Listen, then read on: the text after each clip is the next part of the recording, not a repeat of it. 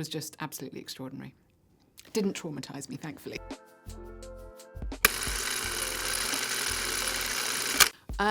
The first film I watched was when I was about 7 or 8. This is probably completely inappropriate, but it was Fellini's Casanova with Donald Sutherland. And I remember just being completely blown away by it and just thinking it was the most extraordinary film I'd ever seen. Didn't traumatise me, thankfully. So I remember seeing L'Histoire d'Adèle Lâche, which was by François Truffaut when I was very young as well, with Isabella Gianni. And for me, her performance was just mind-blowing. And I also saw a film by Agnès Varda called La Vagabonde with Sandrine Bonner.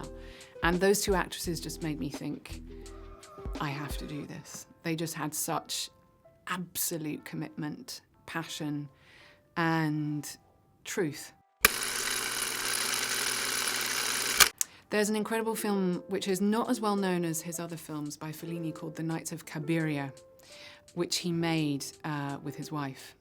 And it's about an Italian prostitute living on the outskirts of Rome. There's an incredible scene where she's walking away from what's just happened and she's crying. And coming towards her is this carnival of people who are joyously celebrating on an evening out.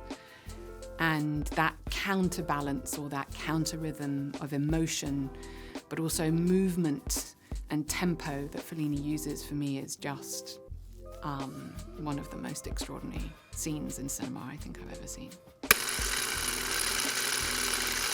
I remember how emotional Terence Davies would get when you were working with him, and for me, my relationship with him was very much extraordinary in that I felt like there was a kind of telepathy between us. And you knew if you had done a scene well and done his writing justice, because he would come on set and just be in floods of tears. So I think for me, that's really one of the highlights of my career, was working with Terence. It wasn't made by a British director, it was made by Joseph Losey, and it's called The Servant, and the script was by Harold Pinter. It was made in 1963, and Dirk Bogarde won the BAFTA for Best Performance, and it's with James Fox as well, and Sarah Miles, and it's the most incredible film about oppression, the British class system, and sexual identity. I think it's quite interesting that it was made by someone who isn't English, because often our culture can be seen most clearly from the outside rather than the inside. So it's a much overlooked gem.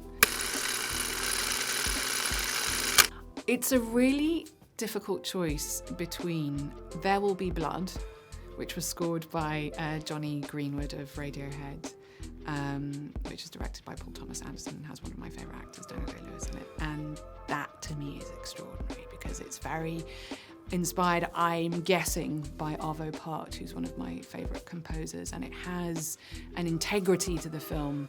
It's an example of a film I cannot imagine without the score, and it's so powerful. And then my second choice would be Fellini's film And the Ship Sails On, Il la nave va, and it's an incredible film about an opera troupe who are stuck on this boat and the kind of social hierarchy of this boat. And there are so many different musical references in that film, but the song at the beginning of Il nave va is an extraordinary musical moment in cinema. So I would be saying it's a tie between those two. It's a film that really stuck in my mind for the idea of what's passed on to us from our parents, which was Call Me By Your Name by Luca Guadagnino, and there's an amazing speech that Timothée Chalamet's character's father gives at the end about love. And it's all about comforting his son and saying, you know, what you're feeling right now is extraordinary pain. And then the next time you'll feel pain, and then the next time a little less, and a little less, and a little less, and a little less. Holly Waddington, who is a friend of mine who made the costumes for Poor Things, I thought her work was just genius. The colours, the textures, the design, that was almost, you know, a combination between Edwardian and futuristic. For me, it was utterly inspired. So, you know, possibly the lemon yellow transparent raincoat could come in really handy in London. The rest, I'm not sure I could carry off on my local high street, but I think her work is phenomenal in that film.